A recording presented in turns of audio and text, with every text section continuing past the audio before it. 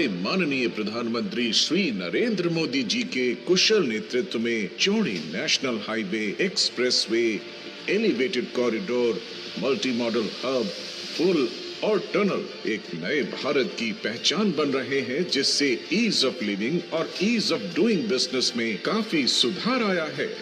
असम को भी इसका लाभ मिला है। आजादी के बाद के 6-7 दशक में यहाँ केवल 3 बड़े पुल बन पाए, लेकिन पिछले 1 दशक में 4 नए मेगा ब्रिज पूरे किए गए हैं। इनके अलावा कई ऐतिहासिक परियोजनाएं आकार ले रही। बोगीबील और ढोला सरिया जैसे सबसे लंबे पुलों ने असम को रणनीतिक रूप से और अधिक सशक्त बना दिया।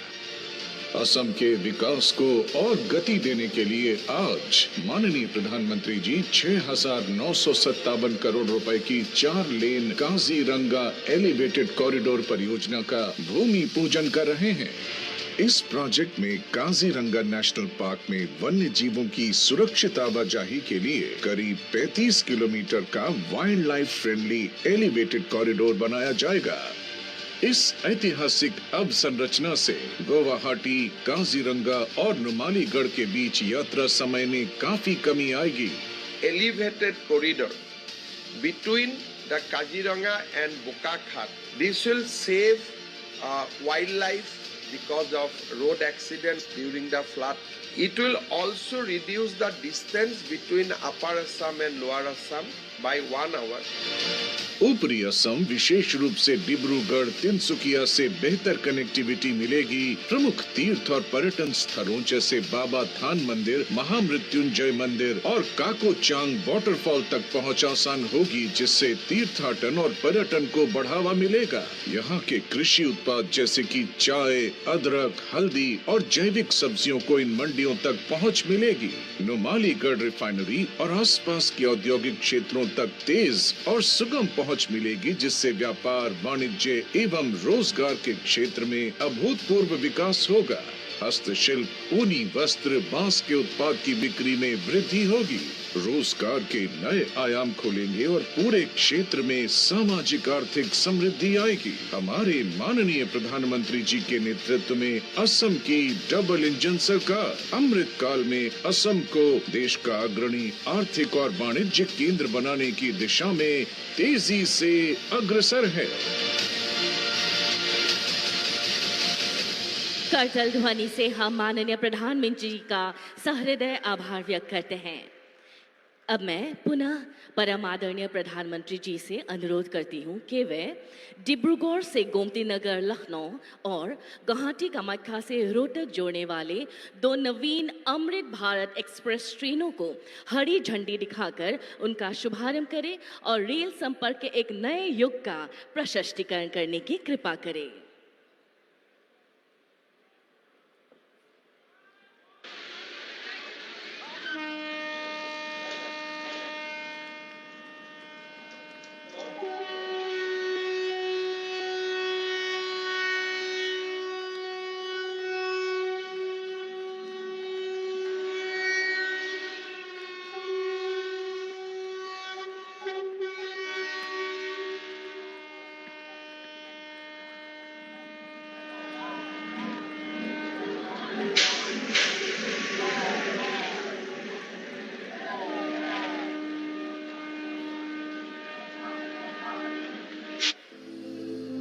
पूर्वोदय से भारत उदय, नए भारत की विकास यात्रा के केंद्र में है उत्तर पूर्व भारत और इसकी जीवन रेखा भारतीय रेल। माननीय प्रधानमंत्री श्री नरेंद्र मोदी जी के नेतृत्व में कनेक्टिविटी के विस्तार से लेकर निवेश के नए अवसरों तक उत्तर पूर्व को दी जा रही है सर्वोच्च प्राथमिकता।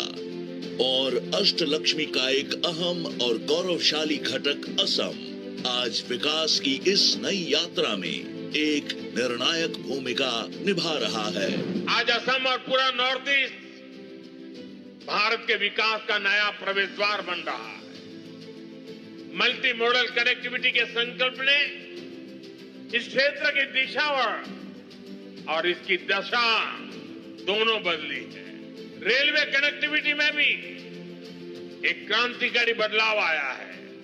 पूर्वोदय के इस संकल्प को नई गति दे रही है दो नई अमृत भारत एक्सप्रेस, जो हैं किफायती, आधुनिक और आत्मनिर्भर भारत की पहचान। डिब्रूगढ़ गोमतीनगर अमृत भारत एक्सप्रेस असम को उत्तर भारत से जोड़ती नई विकास धुरी, जिससे असम, नागालैंड, पश्चिम बंगाल, बिहार और उत्तर प्रदेश के बीच कनेक्टिविटी होगी मजबूत। कामाख्या रोहतक अमृत भारत एक्सप्रेस व्यापार, रोजगार और सांस्कृतिक जुड़ाव को देगी मजबूती, जिससे असम, पश्चिम बंगाल, बिहार, उत्तर प्रदेश, दिल्ली और हरियाणा में कनेक्टिविटी होगी मजबूत। दोनों ट्रेनों में कंफर्ट है नेक्स्ट लेवल, सुविधाजनक सीट्स और फोल्डेबल स्नैक व bottle holders, mobile holders, type C charging point के साथ डिजाइन भी क्लासी और मॉडर्न है। साथ ही ट्रेन है दिव्यांग फ्रेंडली भी। इन ट्रेनों से नौकरी पेशा और छात्रों को जहां सुगम यात्रा का विकल्प मिलेगा, वहीं स्थानीय पर्यटन और स्थानीय अर्थव्यवस्था को गति मिलेगी। उत्तर पूर्व का विकास भारत के उदय की नींव है। अमृत भारत एक्सप्रेस के साथ पूर्वोदय से विकसित भारत का सपना होगा साकार। अशेष धन्यवाद माननीय प्रधानमंत्री जी। आपका यह उपहार पूरे उत्तर पूर्व के संपर्क सूत्र को एक नई गति और विश्वास प्रदान करेगा। अब मैं विनम्रता पूर्वक आग्रह करती हूँ हमारे परम आदरणीय प्रधानमंत्री श्री नरेंद्र मोदी जी से कि वे इस विशाल जनसभा को अपने अमृत वचनों से मार्गदर्शन प्रदान करने की कृपा करें।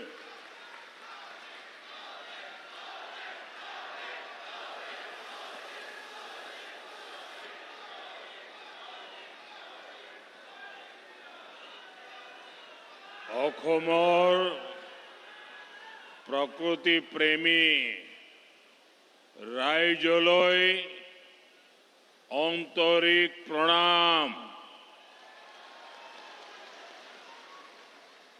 असम के राज्यपाल लक्ष्मण प्रसाद आचार्य जी,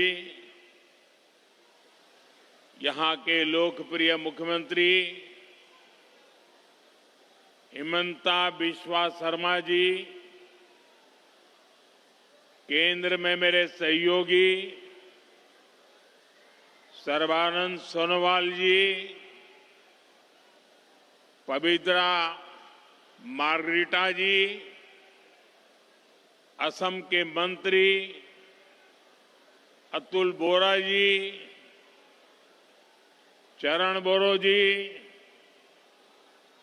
कृष्णेंदु पोल जी, केशव महंता जी, अन्य महानुभाव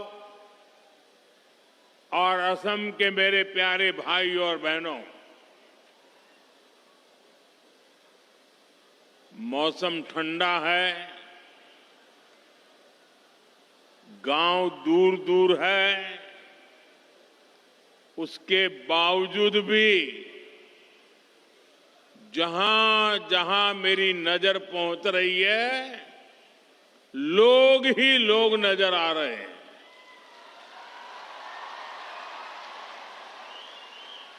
आप इतनी बड़ी संख्या में हमें आशीर्वाद देने आए हैं, मैं आपका बहुत बहुत आभारी हूं।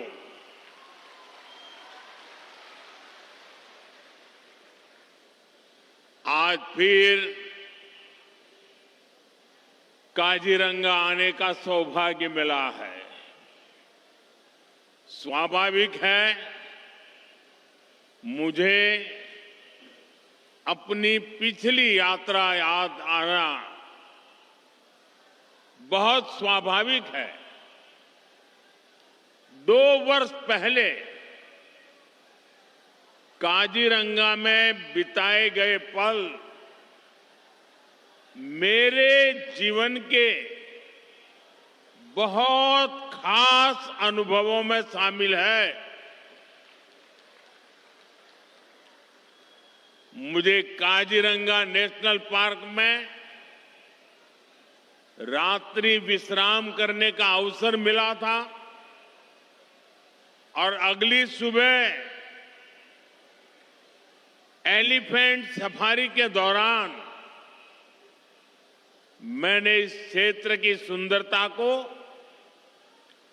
बहुत करीबी से महसूस किया था। साथियों, मुझे हमेशा असम आकर एक अलग ही खुशी मिलती है।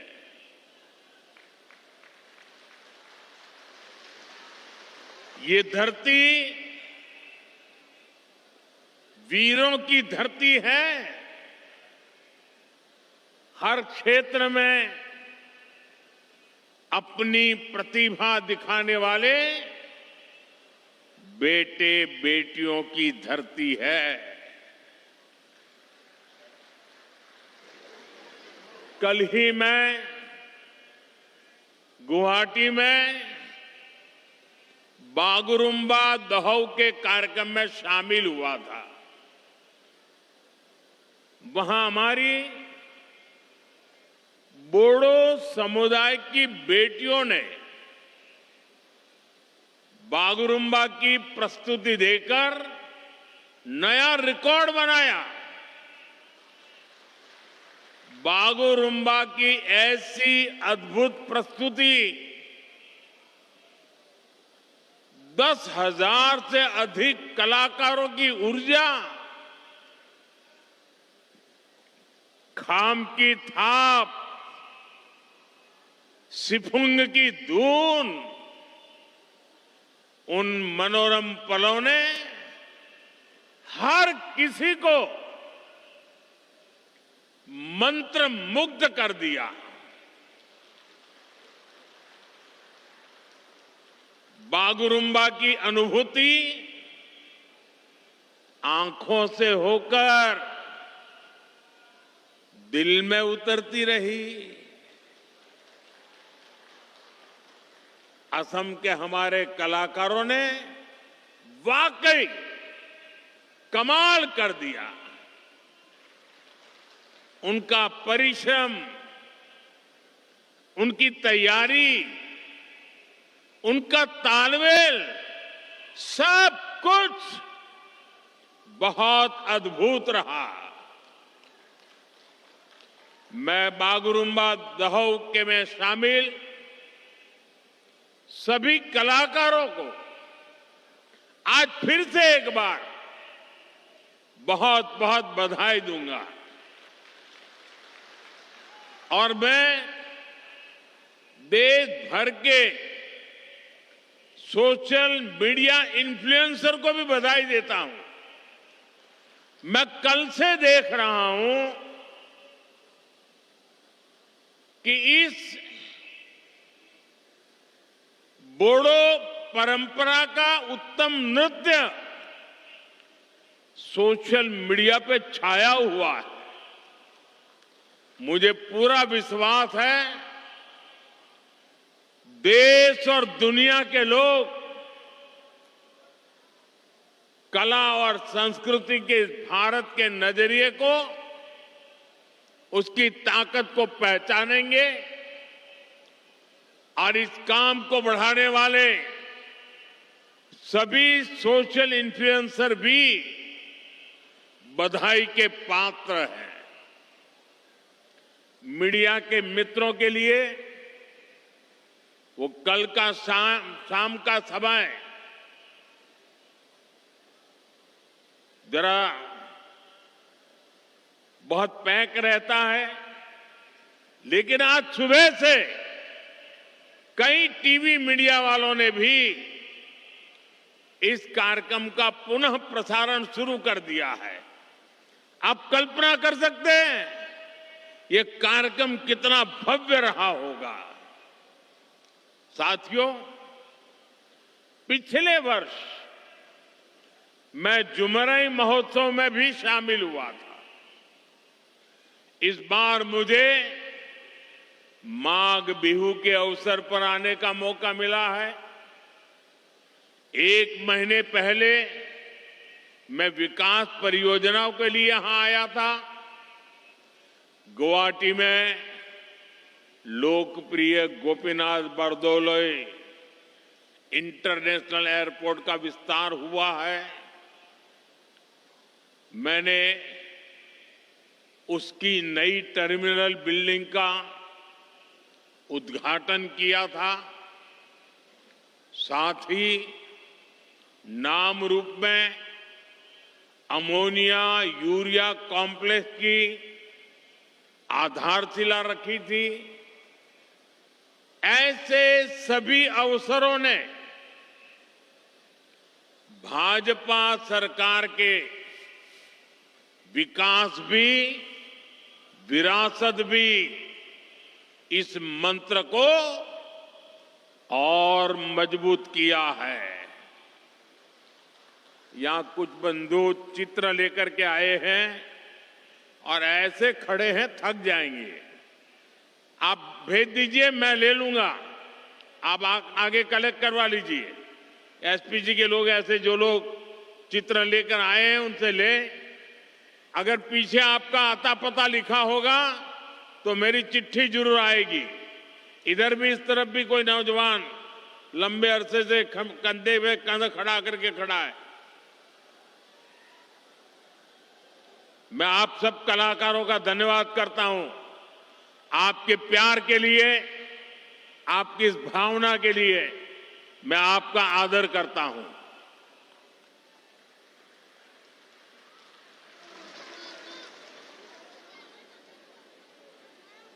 आप सब बैठ जाइए।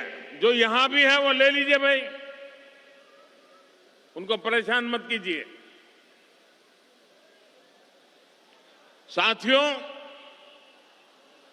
असम के इतिहास में कलियाबोर का अहम स्थान है। असम के वर्तमान और भविष्य के लिए भी ये स्थान बहुत महत्वपूर्ण है। ये काजीरंगा राष्ट्रीय उद्यान का प्रवेश द्वार भी है और ऊपरी आसाम की कनेक्टिविटी का भी केंद्र है। यहीं से महायोद्धा लसित बोरफुकन जी ने मुगल हमलावरों को बाहर करने की रणनीति बनाई थी। उनके नेतृत्व में असम के लोगों ने साहस, एकजुटता और दृढ़ संकल्प के साथ मुगल सेना को पराजित किया था। ये केवल एक सैन्य विजय नहीं थी,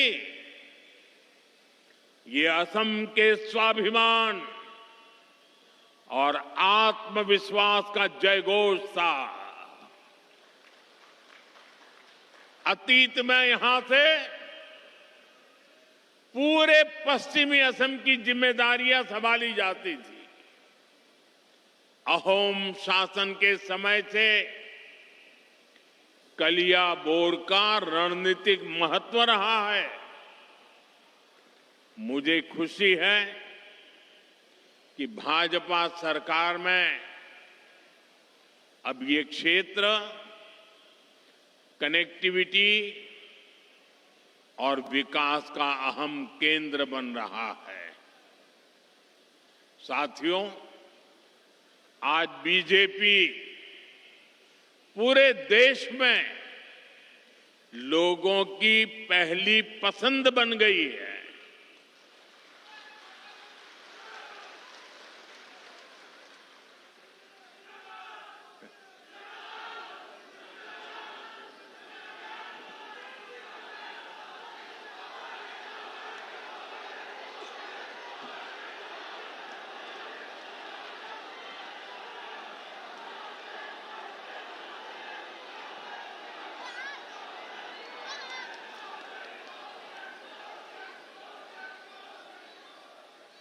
बीते 1-1.5 वर्षों से बीजेपी पर देश का भरोसा लगातार बढ़ता जा रहा है। हाल ही में बिहार में चुनाव हुए, वहां 20 वर्ष बाद भी जनता ने बीजेपी को रिकॉर्ड वोट दिए हैं, रिकॉर्ड सीटें जिताई हैं। 2 दिन पहले ही महाराष्ट्र के बड़े शहरों में मेयर और पार्षदों के चुनाव परिणाम आए हैं।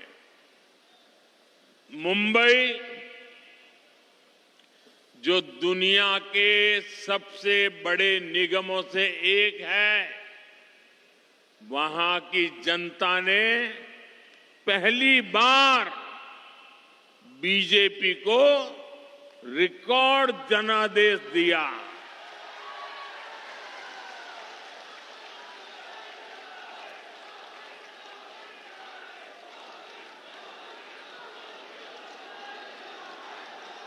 देखिए, जीत मुंबई में हो रही है, जश्न काजीरंगा में मनाया जा रहा है।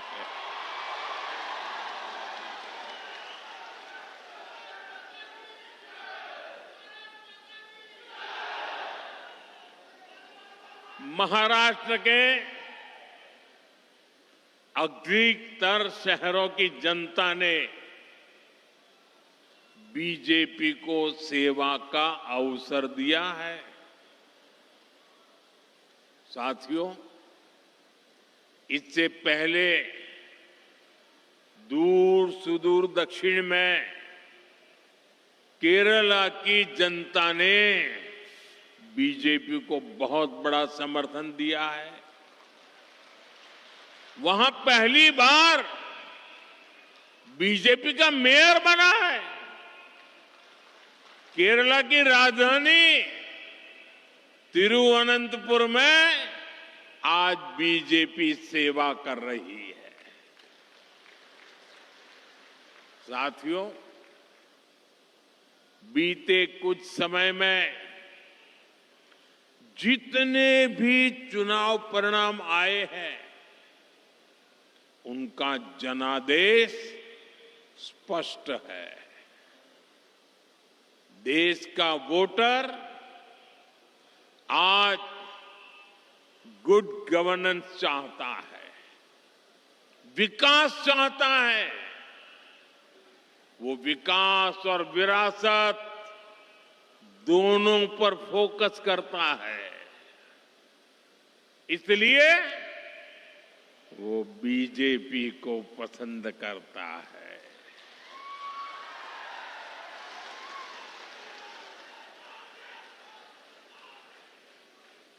साथियों, इन चुनावों का एक और संदेश है। कांग्रेस की नेगेटिव पॉलिटिक्स को देश लगातार नकार रहा है। जिस मुंबई शहर में कांग्रेस का जन्म हुआ था, वहां वो आज 4थे या 5वें नंबर की पार्टी बन गई है। जिस महाराष्ट्र पर कांग्रेस ने सालों तक शासन किया, वहां कांग्रेस पूरी तरह से सिमट गई है। कांग्रेस देश का भरोसा खो चुकी है, क्योंकि कांग्रेस के पास विकास का कोई एजेंडा नहीं है। ऐसी कांग्रेस कभी असम का काजीरंगा का भी भला नहीं कर सकती। साथियों, काजीरंगा की सुंदरता के बारे में भारत रत्न डॉक्टर भूपेन हजारिका जी ने कहा था, आमार काजीरंगा धन्यो।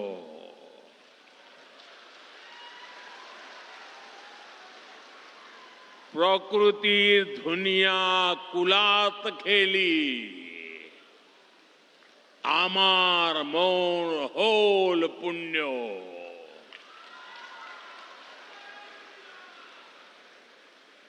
इन शब्दों में काजीरंगा के प्रति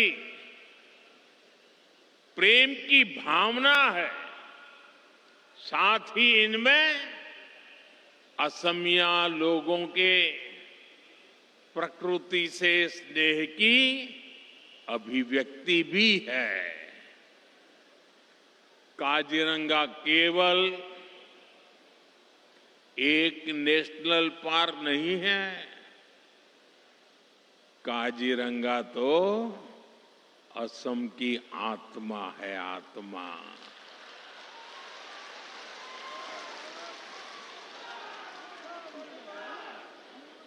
ये भारत की बायोडायवर्सिटी का एक अनमोल रत्न भी है। यूनेस्को ने इसे वर्ल्ड हेरिटेज साइट का दर्जा दिया है। साथियों, काजीरंगा और यहां के वन्य जीवों को बचाना केवल पर्यावरण की रक्षा नहीं है, यह असम के भविष्य और आने वाली पीढ़ियों के प्रति हमारा दायित्व भी है। और सिर्फ मोदी का नहीं, आपका भी दायित्व है। और इसी को ध्यान में रखते हुए आज असम की धरती से नए प्रोजेक्ट की शुरुआत हो रही है। इनका बहुत व्यापक प्रभाव होगा।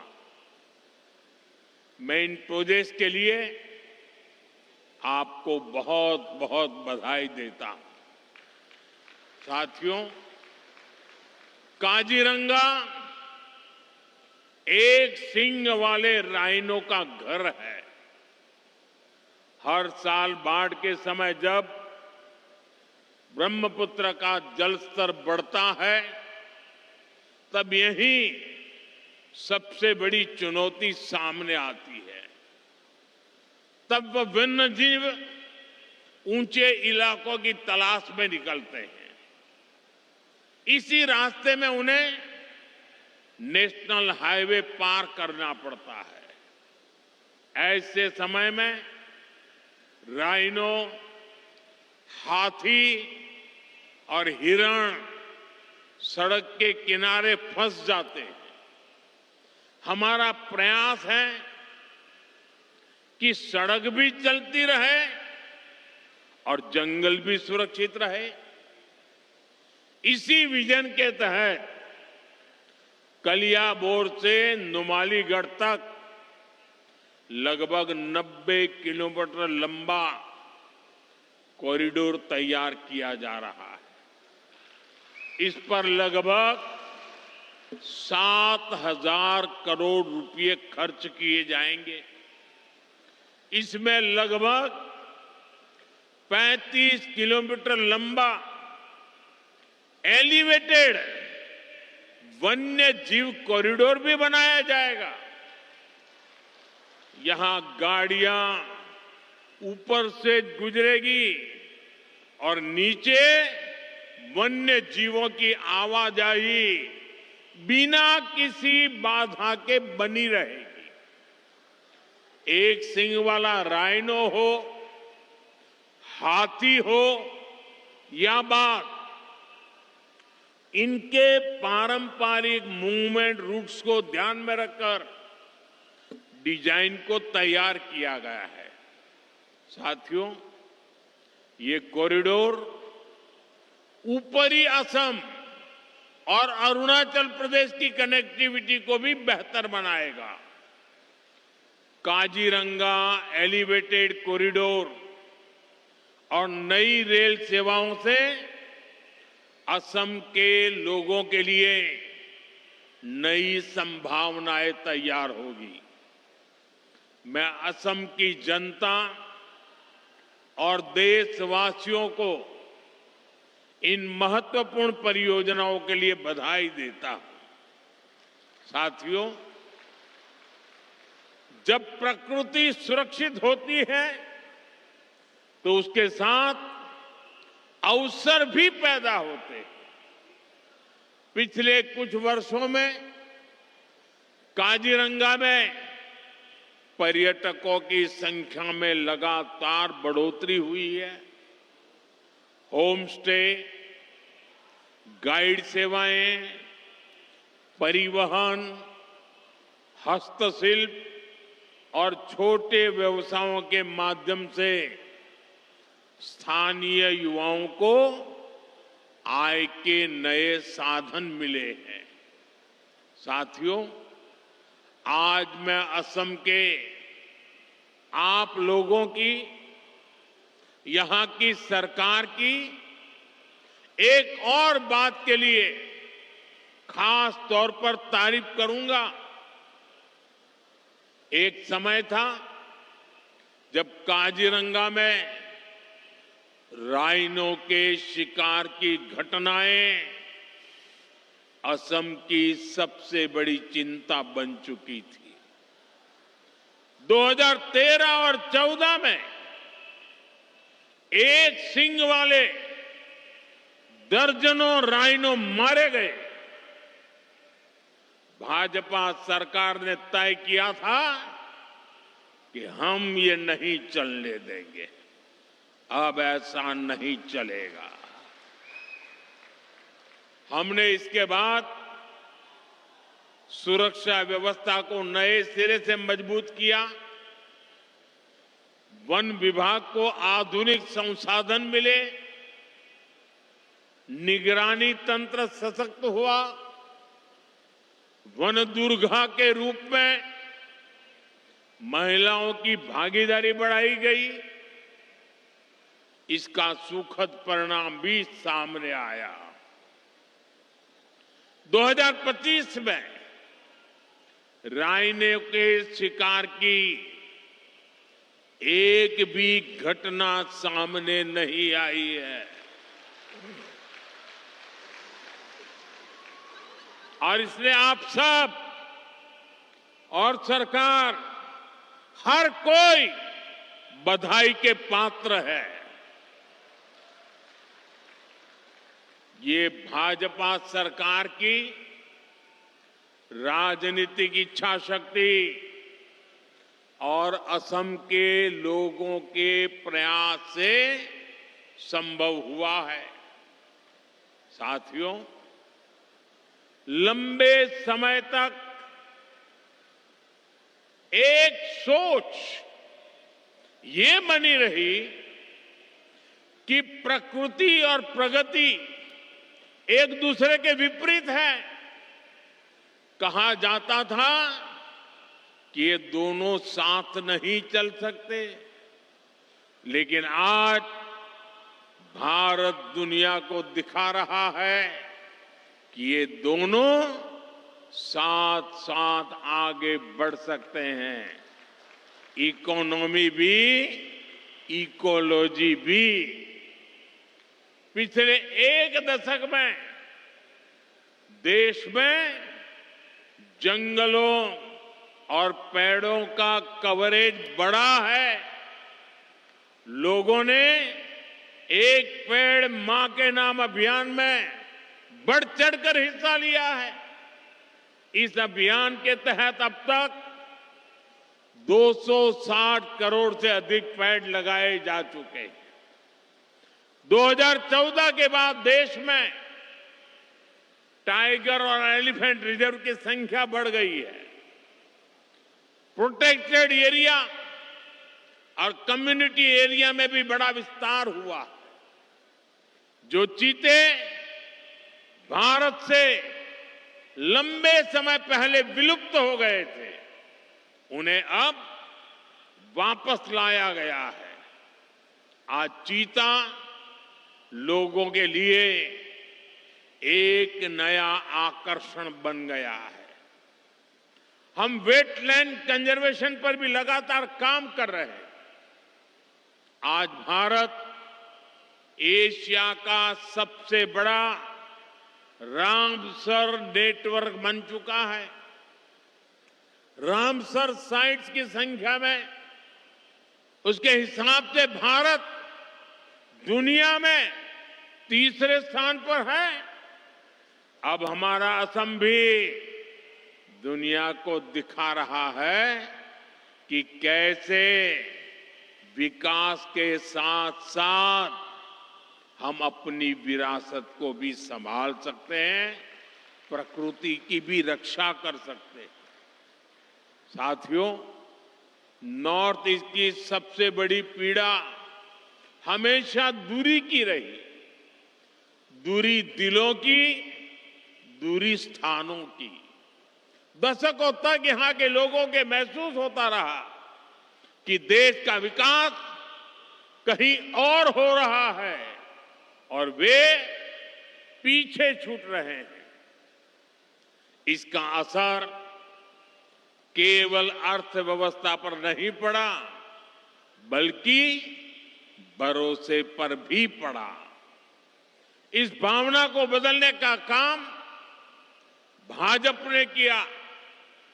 डबल इंजन की सरकार ने नॉर्थ ईस्ट के विकास को प्राथमिकता बनाया। रोडवेज, रेलवेज, एयरवेज, वाटरवेज के माध्यम से असम को जोड़ने पर एक साथ काम शुरू हुआ। साथियों, जब हम रेल कनेक्टिविटी बढ़ाते हैं तो इसका फायदा सामाजिक और आर्थिक दोनों स्तरों पर होता है। इसलिए नॉर्थ ईस्ट के लिए कनेक्टिविटी का विस्तार बहुत महत्वपूर्ण है। लेकिन कांग्रेस ने कभी इसकी परवाह नहीं की। मैं आपको एक आंकड़ा देता हूं। जब कांग्रेस की केंद्र में सरकार थी तो असम को बहुत कम रेल बजट मिलता था, लगभग 2000 करोड़ रुपए। अब भाजपा सरकार में इसे बढ़ाकर लगभग 10,000 करोड़ रुपए सालाना कर दिया गया है। अब मैं आपको पूछता हूं, ये आंकड़ा आपको याद रहा क्या? ये आंकड़ा आपको याद रहा क्या कि भूल गए? मैं फिर से याद कराता हूं।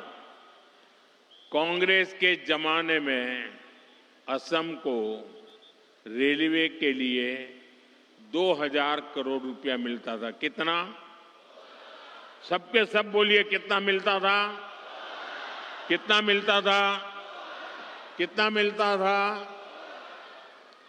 भाजपा सरकार आने के बाद असम को कितना मिलता है? 10,000 करोड़ रुपया। कितना? कितना? कितना? 10,000 करोड़ रुपया। यानी कांग्रेस जितना पैसा असम को रेलवे के लिए देती थी, भाजपा उससे 5 गुना ज्यादा पैसा असम को दे रहा है। साथियों, इस बढ़े हुए निवेश से बड़े पैमाने पर इंफ्रास्ट्रक्चर निर्माण हुआ है। नई रेल लाइनें बिछाने से, दोहरीकरण और इलेक्ट्रिफिकेशन होने से रेलवे की क्षमता बढ़ी है, लोगों के लिए सुविधाएं बढ़ी हैं। आज कलियाबोर से जिन 3 नई ट्रेन सेवाओं का शुभारंभ हो रहा है, वे भी असम की रेल कनेक्टिविटी में एक महत्वपूर्ण विस्तार है। वंदे भारत स्लीपर ट्रेन गुवाहाटी को कलकत्ता से जोड़ेगी। यह आधुनिक स्लीपर ट्रेन लंबी दूरी की यात्रा को और अधिक आरामदायक बनाएगी। इसके साथ ही 2 अमृत भारत एक्सप्रेस ट्रेनों की शुरुआत की जा रही है। इन ट्रेनों के रास्ते में असम, पश्चिम बंगाल, बिहार और उत्तर प्रदेश के कई महत्वपूर्ण स्टेशन शामिल है, जिससे लाखों यात्रियों को सीधा लाभ मिलेगा। ये ट्रेनें असम के व्यापारियों को नए बाजारों से जोड़ेगी, छात्र शिक्षा के नए अवसरों तक आसानी से पहुंच सकेंगे और असम के लोगों के लिए देश के अलग अलग हिस्सों में आना जाना सरल हो जाएगा।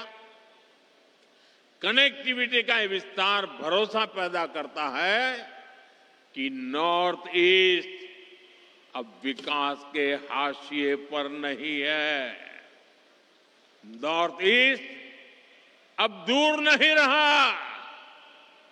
नॉर्थ ईस्ट अब दिल के भी पास है, दिल्ली के भी पास है।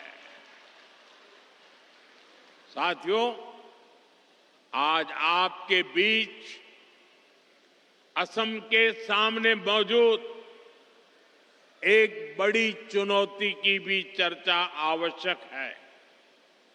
ये चुनौती है असम की पहचान बचाने की, असम की संस्कृति बचाने की। आप मुझे बताइए, असम की पहचान बचनी चाहिए कि नहीं बचनी चाहिए? ऐसा नहीं सबके सब जवाब दो। असम की पहचान बचनी चाहिए कि नहीं बचनी चाहिए? आप सबकी पहचान बननी चाहिए कि नहीं बननी चाहिए? आपके पूर्वजों की विरासत बचनी चाहिए कि नहीं बचनी चाहिए? आज असम में बीजेपी सरकार जिस प्रकार घुसपैठ से निपट रही है, जिस प्रकार हमारे जंगलों को, ऐतिहासिक सांस्कृतिक स्थलों को, आप लोगों की जमीनों को अवैध कब्जों से मुक्त कर रही है, उसकी आज बहुत प्रशंसा हो रही है। ये सही हो रहा है कि नहीं हो रहा है? ये होना चाहिए कि नहीं होना चाहिए? ये आपके भले के लिए है कि नहीं है?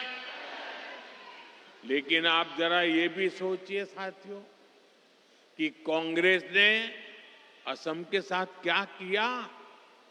सिर्फ सरकारें बनाने के लिए, कुछ वोट पाने के लिए असम की मिट्टी को घुसपैठियों को सौंप दिया। कांग्रेस ने दशकों तक असम में सरकारें बनाई। इस दौरान लगातार घुसपैठ बढ़ती गई। और इन लोगों ने, घुसपैठियों ने क्या किया? इनको असम के इतिहास, यहां की संस्कृति, हमारी आस्था से कोई सरोकार नहीं था। इसलिए उन्होंने जगह जगह कब्जे किए। घुसपैठ के कारण एनिमल कॉरिडोर के कब्जे हुए, अवैध शिकार को बढ़ावा मिला, तस्करी और अन्य अपराध भी बढ़े। साथियों, ये घुसपैठिए आबादी का संतुलन बिगाड़ रहे हैं, हमारी संस्कृति पर हमले कर रहे हैं, गरीब का, नौजवान का रोजगार छीन रहे हैं, आदिवासी क्षेत्रों में धोखे से लोगों की जमीन पर कब्जा कर रहे हैं। ये असम और देश की सुरक्षा दोनों के लिए बहुत बड़ा खतरा है। साथियों, कांग्रेस से आपको बहुत सावधान रहना है। कांग्रेस की एक ही नीति है, घुसपैठियों को बचाओ, घुसपैठियों की मदद से सत्ता पाओ। पूरे देश में कांग्रेस और उसके साथी यही कर रहे हैं। बिहार में भी इन्होंने घुसपैठियों को बचाने के लिए यात्राएं निकाली, रैलियां निकाली,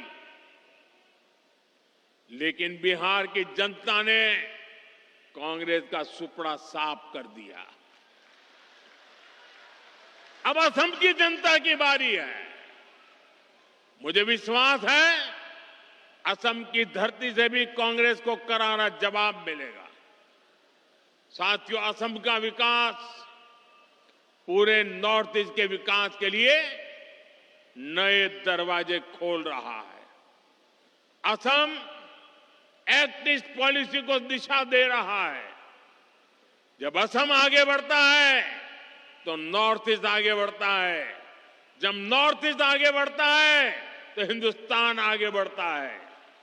हमारे प्रयास और असम के लोगों का भरोसा पूरे नॉर्थ ईस्ट को नई ऊंचाइयों तक ले जाएगा। इसी विश्वास के साथ एक बार फिर आप सभी को आज की परियोजनाओं की बहुत बहुत बधाई देता हूं। मेरे साथ बोलिए, भारत माता की, भारत माता की। ये वर्ष वंदे मातरम के 150 साल एक पुण्य स्मरण करने का समय है। मेरे साथ बोलिए, वंदे वंदे वंदे वंदे वंदे वंदे वंदे वंदे वंदे वंदे।